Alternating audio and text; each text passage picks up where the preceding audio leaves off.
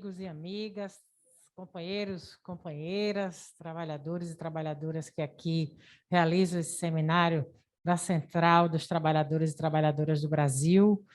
Para mim é sempre um prazer renovado, né, estar com todos vocês, ainda mais com a mesa tão representativa e significativa, como é a presença do nosso querido amigo e irmão Adi Damuz.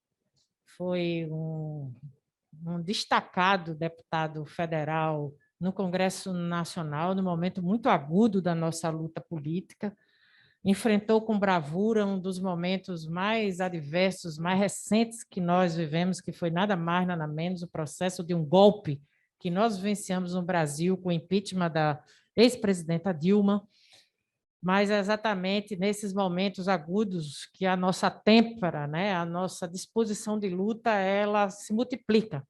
E o Adi foi um gigante, né, que enfrentou no campo das ideias, porque, afinal, aquela batalha tinha essa conotação de tentar justificar o golpe por um aspecto jurídico, não é? De que, de alguma maneira, eles tiveram que inventar, né, algo que não tinha qualquer dúvida da seriedade, da dignidade da presidenta Dilma Rousseff, eles não tinham que fazer e inventaram lá uma tal de pedalada fiscal, que é uma das coisas mais ridículas que a gente pôde assistir como fundamento de um golpe que aconteceu naquela época, e o Adi foi um gigante, uma fera, que enfrentou no debate de ideias isso com toda a sua bagagem, né, jurídica e política, né?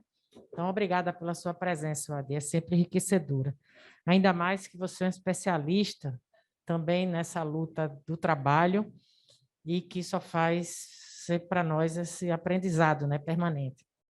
Saudar, eu só vi na saída, né, o Valdec Carneiro, que é do PSB do Rio de Janeiro, deputado estadual, o nosso querido Márcio, nosso camarada, Márcio Aia, que é o presidente. Parece que Márcio não envelhece, não. Toda vez que eu vejo ele, parece que o cabo está mais novo.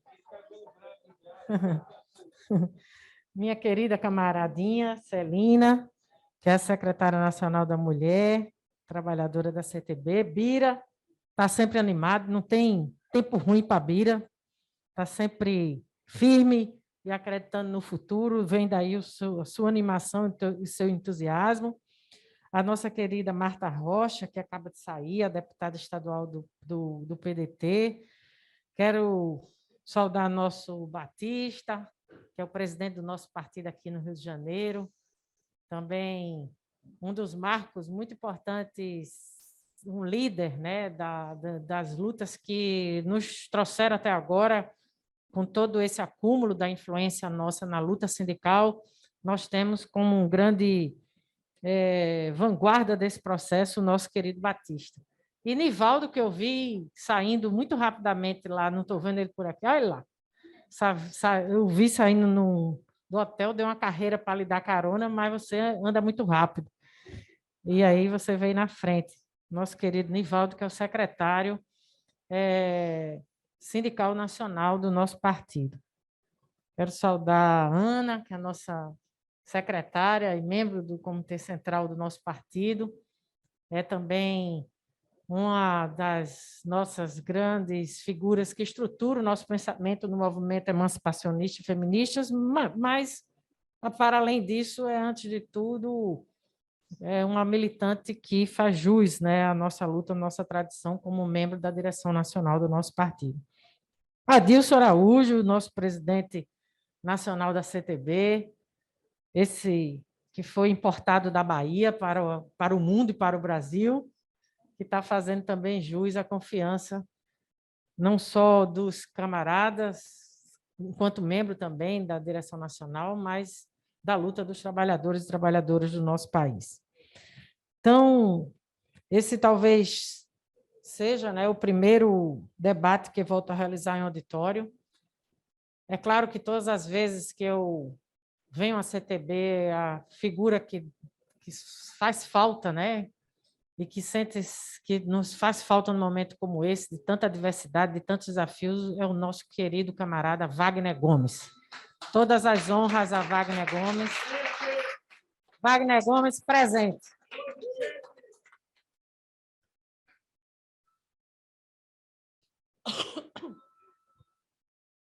Camaradas, eu acho que dá para tirar aqui, né, para falar, né?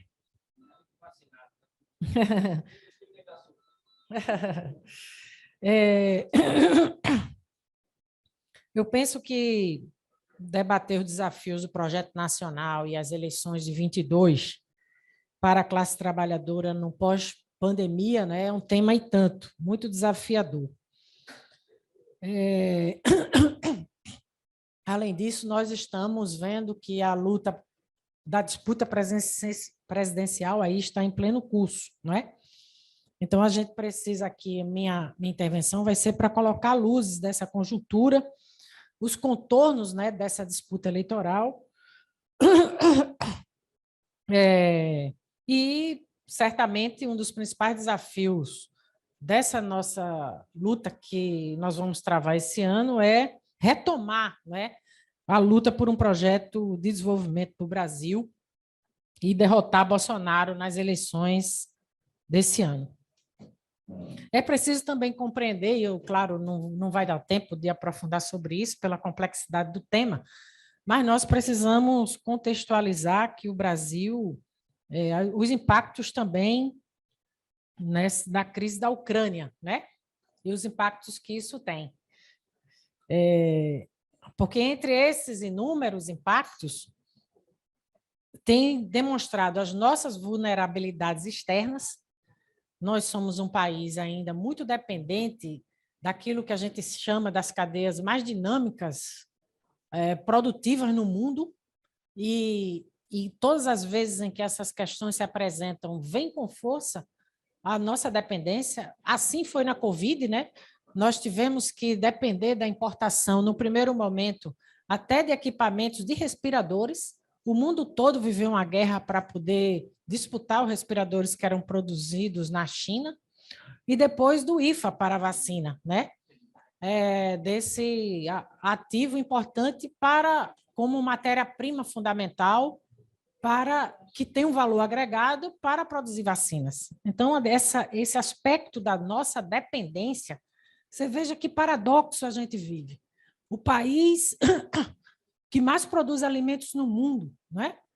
Nós somos exportadores de carne, nós somos exportadores de fruta, nós somos o país aí de terra fértil, né?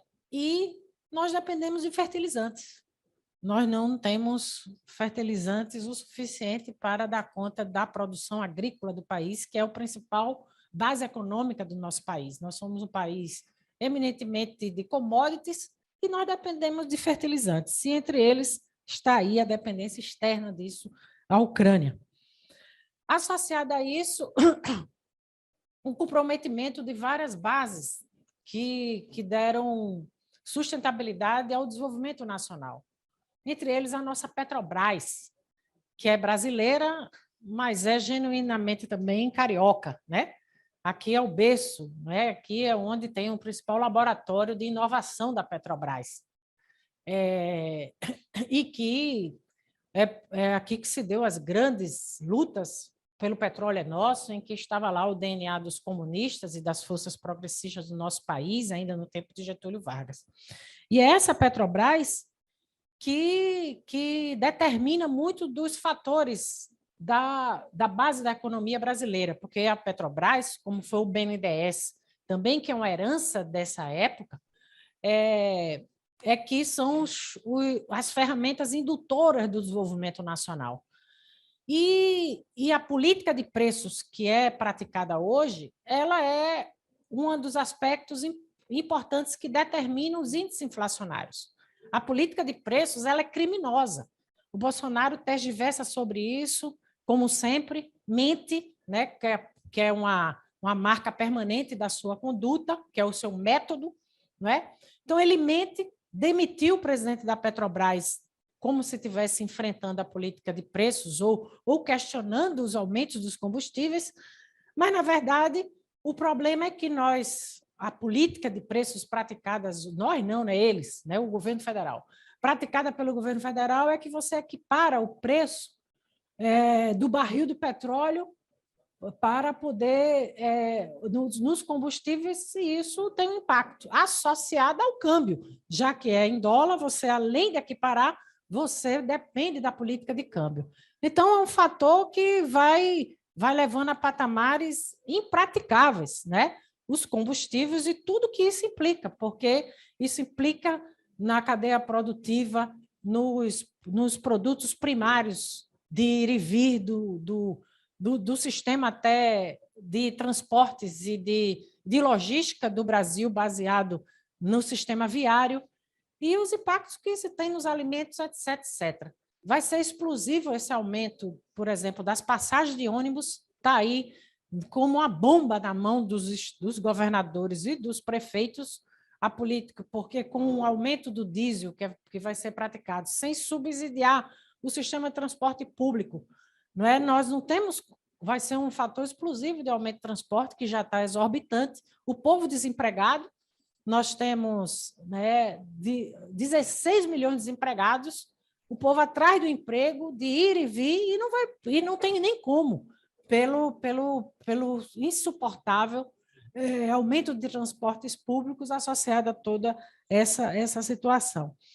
Como se não bastasse isso, também eles desmontaram a produção das refinarias, reduziram enormemente a produção de derivados de petróleo, que se rebate na velha questão da nossa dependência externa de produtos agregados, produtos e serviços agregados que determinam a nossa dependência externa. Então, você aí tem o desmonte das refinarias e você aumenta a importação dos derivados de petróleo. Quando a gente observa a lista de importações no Brasil, está lá nos 10 primeiros itens, pelo menos 6 a 7 está lá exatamente os derivados de petróleo. Como é que pode o país campeão, né, do pré-sal, nós exportamos óleo cru e temos uma dependência enorme dos derivados. Isso é inaceitável e faz parte dessa lógica de desmonte de algum projeto nacional de desenvolvimento. Então, companheiros, companheiras, amigos, camaradas, a perspectiva de crescimento, né, para esse ano é de 0,28%, de acordo com o boletim de Focus, boletim Focus, né, do Banco Central. E o índice de preço ao consumidor vai para 10,38%. Simplesmente, camaradas, a inflação vai para o pior dos últimos 20 anos no Brasil. E é sentida ainda mais para aqueles que ganham menos. A cesta básica, camaradas, de 16 a 17 capitais pesquisadas, já consome 60% da renda de quem ganha o salário mínimo. Para vocês terem uma ideia, a taxa Selic cresceu muito rapidamente, em menos de um ano. A Selic estava no início de 2021 em 12%, agora está em 11,75%. Então, eles aumentam a taxa de juros, argumentando que é preciso, com isso, manter a inflação. É essa velha lógica da macropolítica, desse tripé da macropolítica brasileira, que nós temos como um dos primeiros compromissos da Carta-Programa do presidente Lula de mudar. Esse tripé da política macroeconômica, não há sustentabilidade ou qualquer perspectiva de crescimento no Brasil se você não mexer nessa lógica desse tripé, que, inclusive, no ciclo político de Lula e Dilma, com a Carta aos Brasileiros, ela foi mantida. Mas isso não tem como, camaradas. Associado ao teto de gastos, né, são aspectos da política macroeconômica que nós vamos ter que enfrentar. Então, eles continuam ali praticando essa lógica, então aumenta a taxa de juros, né? Então, sobre o argumento da inflação em alimentos, em combustível, energia, até, camaradas, pasmem, né, o presidente da Fiesp, né, o Josué Gomes da Silva, que é o filho do ex-vice-presidente Lula, José Alencar, tem feito inúmeras cartas da Fiesp contestando a política de juros, precisando que... Veja as frases que não são nossas, né? Que é preciso pensar para além do Copom, e que a elevação da taxa de juros retrai a já combalida economia e o setor produtivo. Não é isso da boca do presidente da Fiesp no Brasil. Então, camaradas, a situação de degradação do povo, a situação social, é um dos aspectos, inclusive, que une forças antagônicas do centro da política e se deslocam para o nosso campo, como foi ontem a filiação de Geraldo Alckmin ao PSB, na perspectiva de virar o vice de Lula. Esse é um fator concreto, que é a degradação do povo, camaradas. São 29 milhões de trabalhadores que estão fora do mercado de trabalho.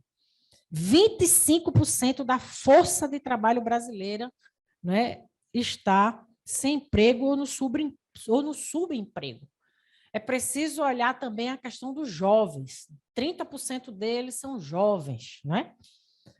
Outros 41 milhões de trabalhadores são informais no setor privado. 1 em cada 4 não tem carteira de trabalho assinada. São 11 milhões de jovens de 15 a 26 anos que são chamados nem estudam nem trabalham. Isso é uma coisa explosiva, camaradas, que nós precisamos dar atenção. O drama social é visto nas ruas. Nós voltamos à vergonhosa situação de um país no mapa da fome. É metade da população brasileira, camaradas, que, de alguma maneira, vive em segurança alimentar, ou seja, não sabe se toma café, se almoça ou se janta. Então, esse é o dramática cena social. O São Paulo aumentou em 32% os moradores de rua. Então, camaradas, esse ambiente, essa realidade concreta, ela é explosiva. E, por isso mesmo, volta com força, né, essa memória no povo brasileiro de que o tempo do Lula presidente foi um tempo bom, de bonança, de distribuição de renda, de oportunidade de emprego, de geração de emprego, de crescimento, de vaga nas escolas públicas, não é? Então, esse é hoje a polarização que se apresenta na sociedade brasileira. É a memória é o momento presente de uma degradação social intensa versus um momento de perspectiva positiva, né? No imaginário e na realidade do povo brasileiro. Então, camaradas, por outro lado, nós não podemos subestimar a resiliência de Bolsonaro e o poder da máquina, camaradas. Apesar da tragédia que tem sido o governo Bolsonaro, do desmonte de qualquer política pública nesse país, o miserável continua ali com 20%, 25%, né, das intenções de voto no país. Então, ele já vai e já faz uma modelação ali no discurso dele em relação à Covid. O ministro da Saúde já não faz o discurso negacionista com o tom que ele fazia antes, né? Ele já faz uma modelagem e procura, tenta, né, transformar o assunto da pandemia, que foi um dos seus principais desgastes políticos, como uma leve lembrança do povo brasileiro, como uma coisa de uma dor que teve perdas e que passou, não é? Então, ele procura fazer esse tipo de debate. Então, camaradas, não subestimemos a capacidade de que é um governo... estou vendo Jô Moraes ali, porque está de grande Jô. Não subestimemos o poder da máquina, né? Você pode ver que a semana passada eles anunciaram um pacote de 165 bilhões na economia. O chamado Programa de Renda e Oportunidade. Então, são 4 medidas, camaradas, que o Bolsonaro anunciou. Antecipação do 13º salário de aposentados e pensionistas, saques extraordinários até R$1.000 no FGTS, oferta de microcrédito digital e ampliação da margem de empréstimo consignado.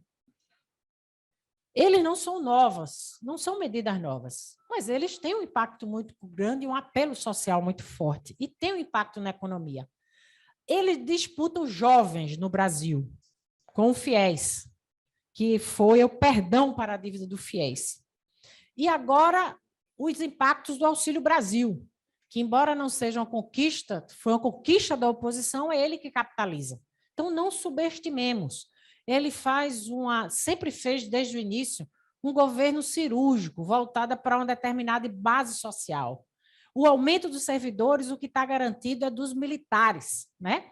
Então, ele dialoga com os militares, ele dialoga com os evangélicos e ele procura ampliar o espectro de base social, hoje sinalizando ali para os jovens, né, procurando cirurgicamente falar para determinados setores sociais. Agora, as mulheres é que são as danadas, viu, Ana e Célia? As mulheres, ele não tem vez. A mulher ele não sai lá do patamar muito baixo, né? As mulheres têm demonstrado uma rejeição altíssima ao Bolsonaro, né? O ele não continua firme e forte, né? Então, camaradas, essa disputa política, né, por rumos do país, ela é expressão, camaradas, da intensa luta de classes que a gente vive no Brasil, que vem ali desde o processo de impeachment de Dilma. Não é nada mais, nada menos, camarada, a ascensão da extrema-direita no Brasil. A gente sempre acha que nunca vai acontecer com a gente coisa ruim, né? Na vida não é assim, né? A gente nunca acha que vai acontecer com a gente coisa ruim, mesmo quando está acontecendo muito próximo da gente.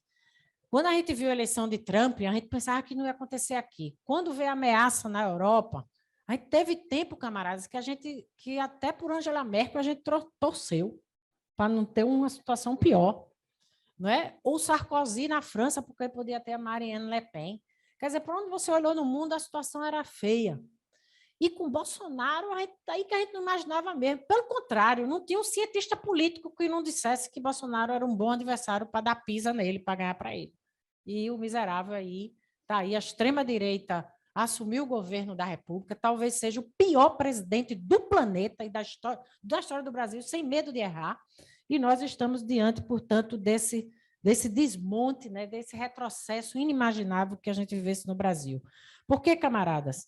Bolsonaro é uma expressão de uma fração reacionária e autoritária das classes dominantes do nosso país. Ele é produto dessa época, né, de uma época da cultura digital, da fragmentação, da polarização na sociedade, da intolerância, do ódio, da agressão. Essa é a marca de Bolsonaro. O Adi Damus foi deputado com ele, eu e ele fomos deputados, eu fui deputado 8 anos com Bolsonaro. Bolsonaro era considerado lá uma certa figura mais abaixo do baixo clero, né? Era uma figura ali ignorada, porque com ele você não tem diálogo, era agressão, a misoginia, o racismo. Então, ninguém se dirigia a ele, só era processar ele, não tinha diálogo, era só processo, né, para cima dele. Foi incapaz de ter uma proposição, ser relator de um projeto de lei. Então, ele é a expressão do ódio, da intolerância no nosso país.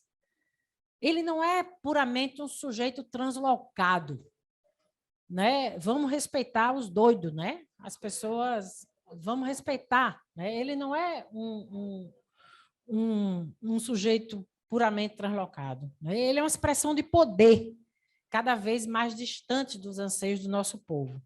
E ele, camaradas, precisa ser derrotado no Brasil para que a gente retome esse caminho. Eu penso que, ao longo desse percurso todo, foi se produzindo uma convergência que, sem modéstia, se deve muito a uma perseverante tática defendida do PCdoB de frente ampla, camarada. Frente ampla é frente ampla mesmo, não é? É buscar setores que não pensam igual a gente, é buscar setores que possa ter por algum tempo. Eu penso que a expressão maior disso é o próprio Geraldo Alckmin, que é nada mais nada menos o PSDB, que polarizou com o PT nos últimos anos no Brasil. Essa polarização civilizada, né? Mas hoje a gente está no processo de retrocesso civilizatório. E hoje o que é que une essas forças? É a democracia, camaradas, é a ameaça autoritária, é a questão social. E há cada vez mais setores compreendendo essa necessidade histórica. Essa é a única tática possível para derrotar uma força de feições fascistas e da conformação de frente ampla política, camaradas. Precisamos perseguir isso com todo o nosso vigor. Isso vem do Fórum dos Governadores na luta da Covid, lá atrás mesmo, em março, da luta da reforma da Previdência, que o Fórum dos Governadores, principalmente o consórcio dos governadores do Nordeste, foi um foco de resistência. Veio ali nas manifestações de maio, com a juventude brasileira, com torcida organizada, das ameaças democráticas que viriam, do 7 de setembro, porque ele não é só ameaça, camaradas. Essa turma não tem limite. Eles, sim, querem mudar o regime. Eles querem mudar o regime por autoritarismo e nós temos que reagir e resistir, como fizemos, nas ruas, nas redes, no parlamento. E é esse tom que nós precisamos praticar. O ex-presidente Lula tem compreendido isso, em um movimento que busca atrair aí as forças do centro comprometidas com esse legado democrático, né? Como, ao mesmo tempo, o presidente Lula, em todas as conversas e nos anúncios e nos pronunciamentos que tem feito, ele tem entendido também a necessidade de conformar um polo de forças populares e de esquerda a partir de uma construção de uma federação partidária. Ele está entendendo que é necessário ter um núcleo estratégico, que não se teve nos governos de Lula e Dilma. O núcleo mais afinado programaticamente, mais afinado politicamente, que possa dar o tom no governo. E a federação está aí hoje mesmo, a nossa presidente Gleisi, que é nossa também, né? Está fazendo a reunião da direção nacional do PT, em que vai decidir pela federação do PCdoB, do PT e PV. Hoje nós faremos uma nota conjunta desses partidos que vai nuclear uma federação de partidos e ainda esperamos a adesão do PSB a essa federação e vamos falar isso em alto e bom som, uma nota conjunta. E vamos, portanto, fazer uma grande frente estratégica. Essa aqui, inclusive, estamos vendo o nome. Estamos vendo se é reeditar a Frente Brasil Popular, ou que naquela época, né, foi PSB, PT e PCdoB, ou a Frente Brasil Esperança, né? Vamos voltar. Frente Esperança Popular, um bom nome aí, tá vendo, Batista? Você, além de tudo, é bom marqueteiro. Gostei. Vou botar agora aqui no Zap, do grupo da federação. Frente Brasil Esperança. Ou Popular, como é? Frente Esperança Popular. Então, camaradas, é isso. Lula encarna a antítese Bolsonaro. Nas condições de hoje, Lula venceria as eleições, né? Mas nós precisamos fazer valer isso. Eu termino, camaradas, falando que nessa pauta, desse momento de virada da conjuntura nacional, nós temos que levar, como diz a expressão em Pernambuco, nós precisamos levar com força, né, a pauta dos trabalhadores e trabalhadoras, né? No dia 7 de abril, eu acho que será um marco da nossa luta. Parabéns, que eu sei que essa construção tem muito DNA da CTB, que os trabalhadores estarão reunidos na Conferência Nacional da Classe Trabalhadora, CONCLAT. Eu penso que isso é um grande fato do processo político para aprovar a pauta dos trabalhadores de emprego, de direitos, de democracia à vida. Eu considero esse um grande evento de importância da agenda da vitória de Lula e do próximo governo, para dar o tom e a pauta dos trabalhadores. Portanto, é preciso derrotar Bolsonaro, eleger um governo comprometido com os interesses do Brasil e de sua gente. É essencial, repito, pôr fim à política de teto de gasto, do famigerado tripé macroeconômico, reverter a reforma trabalhista, que foi aqui bastante desenvolvida pelo Andi Damus, porque ele tem colocado milhares de trabalhadores e trabalhadoras na informalidade e na precariedade. É preciso recriar o Ministério do Trabalho. É inaceitável, camaradas, esse retrocesso, né? Os sindicatos fortalecidos, eles continuam e serão na nossa história, sempre um instrumento de luta política essencial e necessária, seja por salários e direitos, seja pela disputa de rumos políticos. O movimento sindical verdadeiramente comprometido é aquele politizado, que procura influenciar nos rumos do país. Camaradas, não existe possibilidade dos trabalhadores e trabalhadoras terem direitos se não for numa correlação de forças de uma maioria política progressista. Não há momento de vitória dos trabalhadores quando não tem um contexto político avançado. Olhe na história do mundo e do Brasil. Não há momentos de conquista sem ter uma maioria política das forças populares e progressistas no país. E isso é necessário cada vez mais nós afirmarmos para politizar a classe trabalhadora. Então, precisamos de um Brasil que olhe para a agricultura familiar, camaradas. 70% do que a gente come no dia a dia não é do agronegócio. 70% da nossa comidinha, do rico ao pobre, não é? Dos afortunados no Brasil, dos donos do PIB, vem lá da agricultura familiar. É de lá que sai a comida no prato da gente, né? Então, é saudável e é barata, e nós precisamos lutar por ela, retomar a atividade econômica, reduzir a taxa de juros, estimular o setor produtivo, gerar emprego de boa e remuneração. E termino, mais uma vez, dizendo, camaradas, que esse contexto da mudança da chamada Revolução Industrial é um aspecto estruturante que precisamos aprofundar. O Batista, inclusive, vem insistindo muito disso.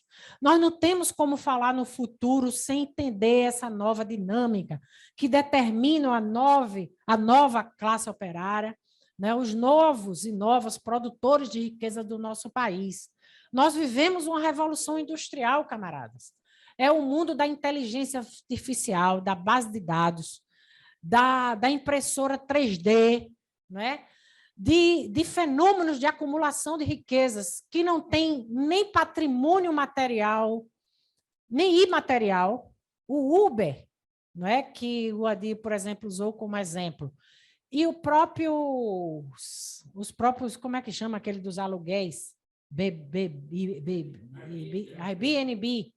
Camaradas, esses negócios, esses modelos, são modelos que esses modelos de negócio são grupos econômicos que ele não tem nenhum patrimônio. Não precisa ter o hotel, o Airbnb.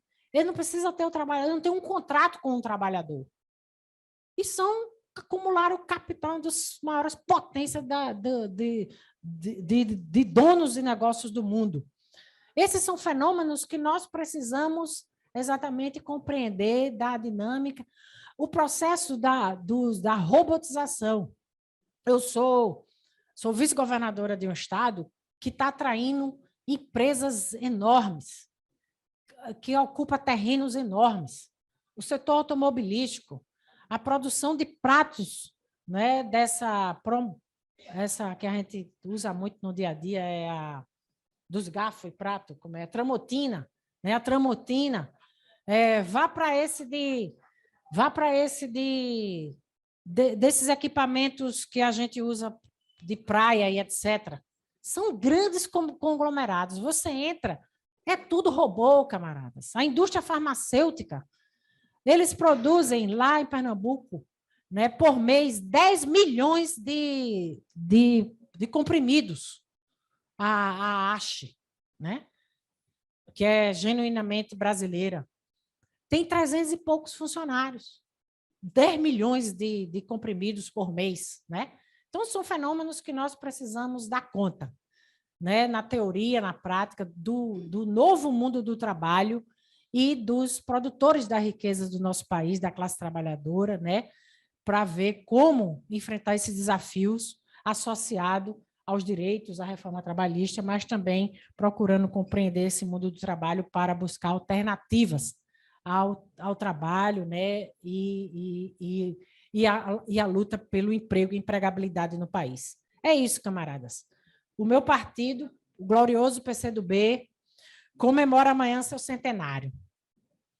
Ela é resultado da elevação da classe trabalhadora. Surgiu aqui em Niterói, né, no Rio de Janeiro, e de lá para cá, de 22 para cá, escreveu belas páginas da história brasileira e se entrelaça com ela.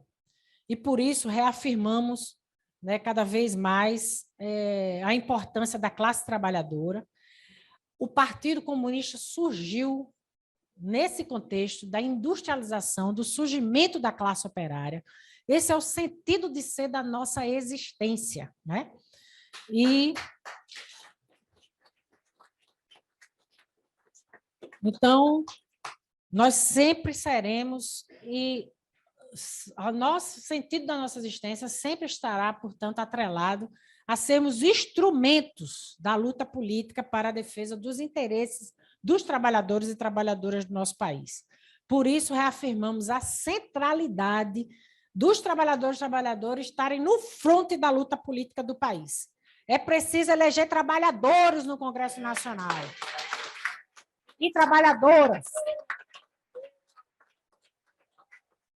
Botar o bloco na rua, camaradas. Eu estou aqui no Rio de Janeiro, sou de Pernambuco, gosto também de bloco na rua, seja no carnaval, seja na luta, bloco na rua para derrotar Bolsonaro aí nas eleições. Então, finalizo com uma mensagem de esperança, né? Estou convicta de que a unidade das nossas forças populares e democráticas podem derrotar o projeto nefasto que hoje governa o Brasil. A gente só não derrota se a gente errar muito, né? E estou convencida de que o nosso bloco na rua, com muita mobilização popular, vai derrotar Bolsonaro e escrever aí mais belos capítulos da história brasileira. Firme na luta, venceremos!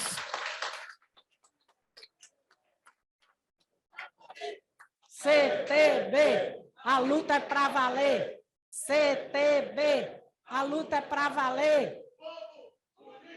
Jamais será vencido! O povo unido jamais será vencido. Unido jamais será vencido. Vai avançar, vai avançar. A unidade popular vai avançar, vai avançar. A unidade popular. Viva o Brasil, camarada!